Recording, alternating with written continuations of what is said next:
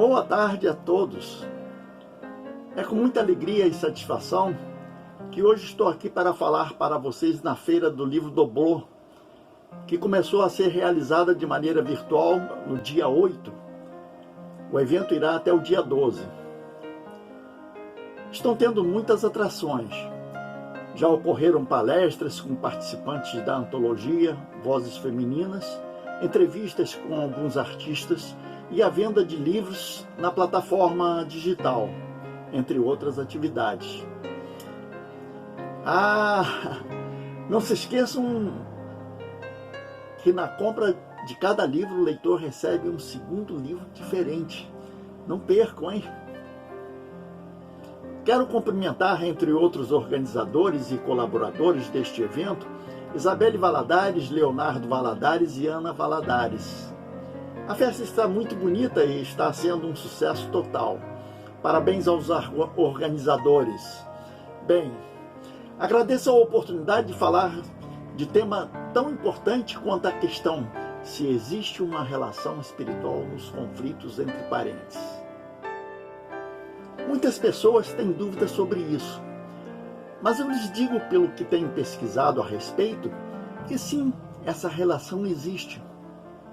Para começar, podemos afirmar que a família é em todos os sentidos uma questão que envolve muitas singularidades.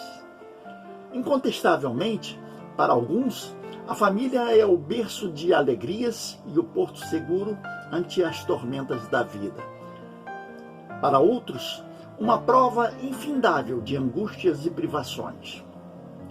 É bem verdade que algumas delas aparentam uma perfeita harmonia e outras um inevitável caos. Naturalmente, no convívio familiar, pode ser observado que quando há grande afinidade entre as pessoas, a relação é harmônica, feliz. Há uma suavidade entre todos, a vida é mais tranquila e existe uma menor cobrança de comportamento entre as pessoas. Ao contrário, quando há um resgate, mesmo que não seja todo o grupo familiar, a relação se torna conflitante, conturbada.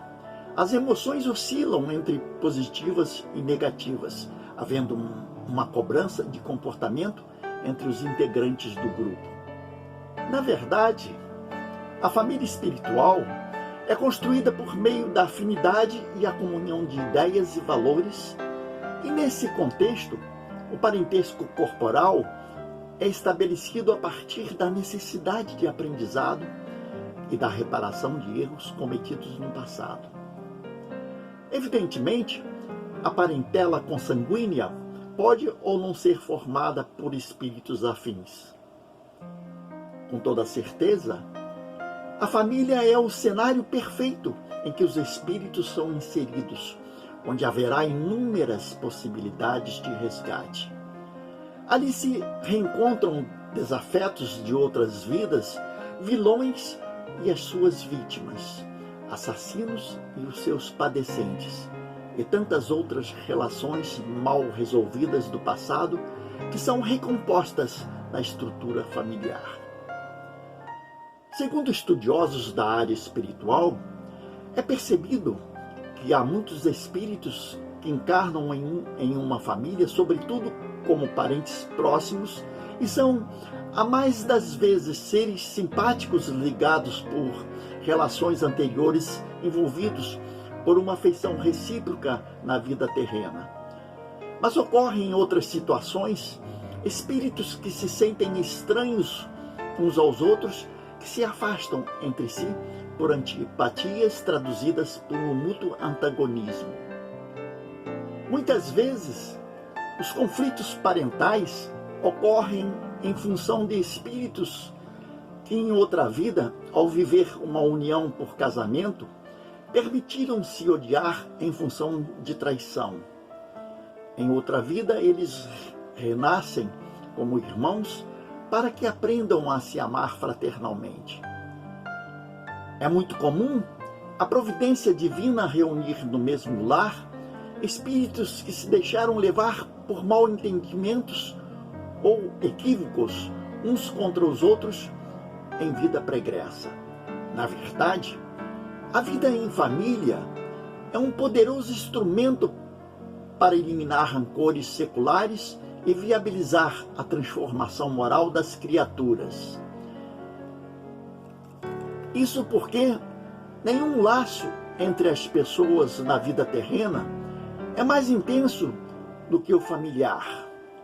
Certamente, a relação familiar não é apenas uma escolha do espírito, é uma lei espiritual, em que ele fica entrelaçado com os outros. E, por exemplo, no caso de débitos com familiares, como brigas de grande intensidade, muitas vezes com morte, renascer como pais e filhos melhora essas pendências, trazendo perdão para aqueles que feriu. Dessa forma, a convivência no lar é fruto de um planejamento construído no mundo espiritual, firmado nas necessidades de cada espírito, para aprimorar qualidades, aprender lições e evoluir durante a passagem pelo mundo terrestre. Na verdade, o planejamento de uma reencarnação é muito complexo, bem estudado em detalhes, desde o local, país, cidade, ano e principalmente família, por ser um dos itens mais meticulosos e elaborados, porque é nesta organização que reside a base onde a maioria dos espíritos enfrentará seus maiores desafios. Indubitavelmente, há momentos que, dependendo da missão e do tipo de resgate que necessita ocorrer, os espíritos precisam reencarnar em um núcleo familiar e, na verdade, todo grupo social que um espírito está inserido foi formado no mundo espiritual, havendo sempre uma correlação. Certamente, os amigos, sejam os da escola, os vizinhos, os colegas de trabalho ou o parente mais longínquo, todos estão em um grande emaranhado, formando uma família que se chama humanidade. Assim, naturalmente, há resgates kármicos dentro do seio do lar, mas também com pessoas fora de casa, conhecidas ao longo da vida, que têm alguma afinidade. Com isso, haverá sempre a possibilidade de um aprendizado ou até de auxílio no ensino a outra pessoa. É bem verdade que a vida é uma escola onde ensina-se a quem sabe menos e aprende-se com quem conhece mais. Para que se tenha ideia de como acontecem os conflitos na família, é preciso saber que existem certas situações que promovem a capacidade de aflorar tendências de inferioridades que estão presentes na alma humana. Assim, por exemplo, uma pessoa acostumada a magoar outras atrairá circunstâncias de mágoa para que possa ter o aprendizado da superação dessa negatividade. Aos que vieram na família para curar-se da culpa, atrairá para si pessoas que o façam sentir a culpa. Os que renasceram no grupo familiar terreno para libertar-se das críticas da maledicência que fez a outros no passado, atrairá pessoas que lhe aflorarão mais críticas e pensamentos maledicentes. Assim, a pessoa encontrará na família outras que facilmente despertarão o seu lado negativo. E por outro lado, a rebeldia de um filho aflorará não porque a mãe é rígida, mas porque a falta de obediência precisa ser destacada para que seja percebida pelos pais e assim ser corrigida. Evidentemente, no ambiente familiar, os conflitos ocorrem por conta do afloramento natural da inferioridade emocional que começa a surgir, o que pode, em alguns casos, ocorrer diante de um nível mais intenso da implicância e antipatia. Na verdade, a família reúne espíritos que estão em processos evolutivos e semelhantes situações de vidas passadas que precisam ser resgatadas entre os integrantes. O que se percebe diante do que está sendo dito é que antigos inimigos de outras vidas podem reencarnar em uma nova experiência como mãe e filho, pai e filha, marido e mulher, ou irmão e irmã. Certamente, o grau de parentesco surge naturalmente por conta da ação das leis naturais que trabalham a melhor circunstância para que os aprendizados aconteçam e haja o desenvolvimento do amor na superação do medo, da dor e do rancor. Ao se falar da família, é importante falar também da relação dos irmãos gêmeos. De acordo com literaturas que estudam o assunto, gêmeos são dois ou mais irmãos que podem ser idênticos ou monozigóticos, que é o caso em que eles têm na sua formação um óvulo fecundado por um espermatozoide que se divide completamente em duas células. Estas continuam o seu desenvolvimento embrionário, dando origem ao nascimento de duas crianças do mesmo sexo, dividindo a mesma placenta. Certamente, os gêmeos idênticos, ou seja, aqueles que tiveram a sua formação na mesma placenta, são sempre do mesmo sexo e, em geral, muito parecidos, algumas vezes chegando a ser indistinguíveis. E isso ocorre porque eles têm genomas iguais. É importante saber que, apesar de terem individualidades espirituais distintas, com personalidades diferentes, os gêmeos univitelinos são espíritos unidos em diversas encarnações, com grande amizade e uma afinidade patente, revelando um relacionamento fraternal por sua sintonia e, juntando-se a isso, muitas vezes, participam juntos até a adolescência ou a fase adulta das mesmas atividades, tendo também um grande entrosamento entre eles. Isso reafirma a imensa simpatia universal, em que um pode ter pelo outro e o apoio com relação a algumas questões que um deles deixou para resolver. Os gêmeos também podem ser fraternos ou dizigóticos, tendo seu nascimento de uma mesma gravidez. São gêmeos bivitelinos, provenientes de óvulos diferentes. Cada um é fecundado por um espermatozoide. Cada criança nasce de uma placenta, podendo formar órgãos genitores masculinos ou femininos. Nesse caso, a constituição genética desses gêmeos não é igual, tendo as mesmas características de irmãos e nascem em épocas diferentes e podendo ser gerados dois ou mais gêmeos fraternos em apenas uma gravidez. Por nascerem na mesma época, são criados juntos desde o seu nascimento até a sua adolescência, participando das mesmas atividades por terem a mesma idade. Por causa disso, entram em grande sintonia em suas vidas, mesmo que um seja do sexo masculino e outro feminino, passando a ter um grande entrosamento, tornando-se cúmplices nas suas ações, compactuando as suas intimidades, criando um imenso vínculo de amizade e simpatia entre eles. Já o caso de irmãos naturais de gestações em épocas diferentes, são espíritos que vêm reafirmar uma simpatia já existente entre eles.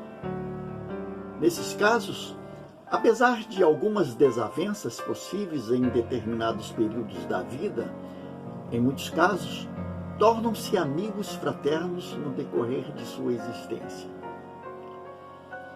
É preciso ser dito que a sintonia que os gêmeos monozigóticos têm compartilhado as suas vidas espontaneamente em uma demonstração de amizade e carinho, que um nutre pelo outro, evidencia uma afinidade secular de várias reencarnações em que cada qual parece conhecer em toda a sua extensão o interior do outro.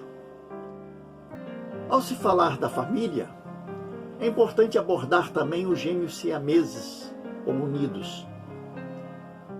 Em conformidade com as literaturas de pesquisadores da ciência médica, são gêmeos idênticos que se formam quando um óvulo fecundado por um espermatozoide por alguma anormalidade não chega a se dividir por completo em duas células, dando origem ao nascimento de crianças do mesmo sexo, masculino ou feminino, ligadas por alguma parte do corpo. E esse processo, segundo a área médica, ocorre por uma mutação genética. Dois fetos vão se formando interligadamente, caracterizando-se por alguns tipos de uniões que podem ser classificados a partir da região do corpo pela qual estão coligados. Por exemplo, os cefalópagos têm a sua união pela cabeça. Os dicéfalos têm o corpo unido com duas cabeças separadas. Os pigópagos são ligados pelas nádegas e os toracópagos têm a sua ligação pelo tórax, entre outros tipos. Dependendo do caso, pode haver a possibilidade de uma cirurgia de separação após o nascimento, principalmente quando as crianças nascem numa união simétrica, sem nenhum quadro de anomalias, em que cada gêmeo pode ser separado conservando os órgãos necessários para a sua sobrevivência. O que parece acontecer é que o ódio e a paixão são sentimentos muito próximos e ao mesmo tempo antagônicos. Desse modo, uma paixão mal resolvida pode acarretar um ódio imensurável. Em muitos casos, a divina providência resolve que os dois espíritos entrelaçados por esses sentimentos reencarnem como filho e mãe para desenvolverem entre eles o amor filial e maternal, dissipando assim o ódio e a paixão que estão atrelados. No caso dos gêmeos siameses, que nascem ligados um ao outro, parece haver um processo maior de ódio construído ao longo de sucessivas vidas, provocado por uma diversidade de situações.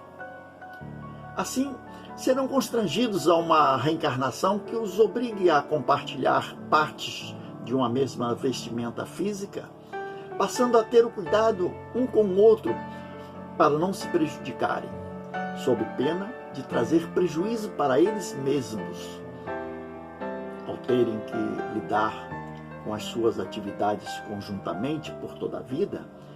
Em seus momentos mais íntimos, os laços de dependência fisiológica acabam por determinar o início de uma provável reconciliação, uma vez que precisarão praticar a tolerância, o compartilhamento e até o perdão.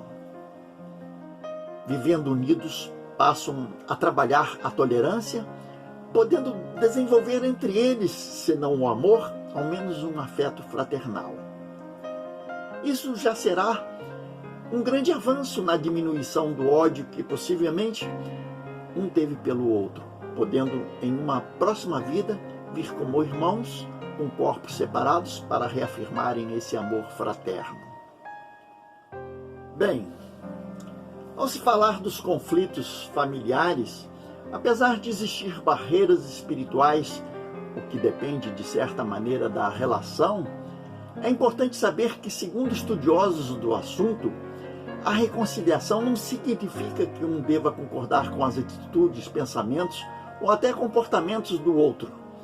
O que deve haver na realidade é a empatia suficiente para que haja compreensão, o que facilitará o desenvolvimento mais expressivo do afeto de um pelo outro. Na verdade, a vida terrena sempre traz ensinamentos da convivência com pessoas divergentes em todos os sentidos. Isso os ajuda na evolução do espírito.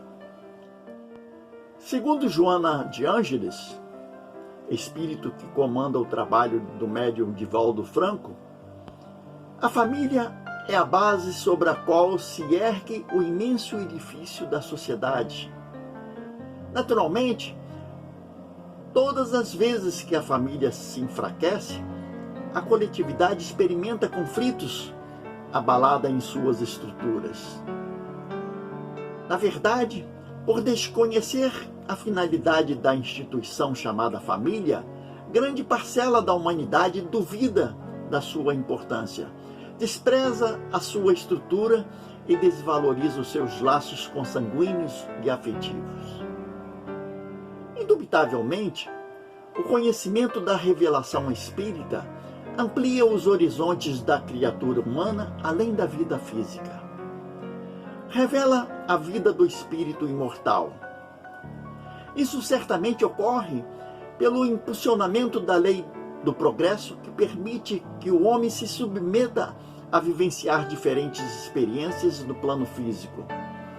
Esse processo, naturalmente, acontecerá nas mais diferentes situações com a finalidade da aquisição do conhecimento e da moral. Na verdade, com a revelação do Espiritismo, o ser humano terá informações suficientes para saber sobre o objetivo da família, a origem da sua formação e a sua finalidade. Ao terminar esta live, quero dizer a todos que aproveitem estes conhecimentos para lidar com seus familiares, sabendo que eles fazem parte de um grupo que estão juntos por afinidade, mas também por resgate de conflitos produzidos em outra existência, que trazem o aprendizado que todos devem aproveitar para eliminar antagonismos, para que todos em conjunto possam se aprimorar para se tornar melhores. Muito obrigado a todos que puderam nos assistir. O meu agradecimento a Isabelle Valadares, presidente da Literarte, e a todos que estão contribuindo para o êxito deste evento. Muita paz para todos.